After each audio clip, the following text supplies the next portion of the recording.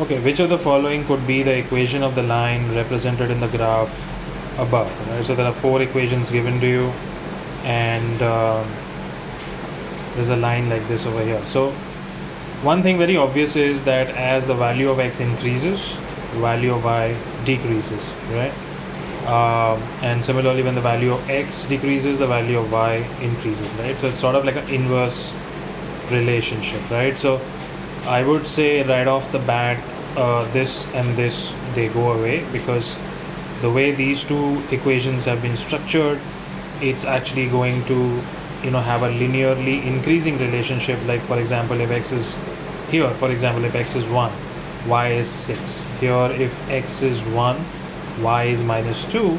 But for when x is 2, y is 0. So again, y increasing along with x increasing. So these two are out. So let's look at these two over here, and we need to keep in mind again that with x increasing, y is decreasing, and the reverse is true, right? So now both of them are actually, to be honest, good contenders. The only thing that will kind of determine is whether it's going to be like a +4 or a -1 over here.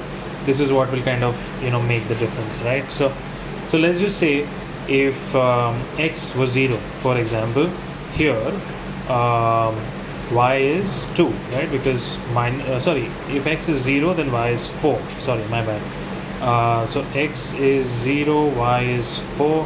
Let's say if I make x is 1, right? Then y becomes 2, right? So let's just think for a moment here. When x is 0, let's say y is 4, for example. But when x is 1, let's say for example here y is 2. So yes, this is a good contender, but let's just park it for a second. Now let's come to this one. Here when x is 0, y becomes -3. When x is 1, sorry, not -3, sorry, I repeated the same mistake. Y is -1. When x is 1, y is -3, right? So essentially this means is that for both x 0 and 1, which is when x is greater than 0, y is in the negative territory. Is that the case here? No, it isn't, right? So this is not your right answer. This is your right answer.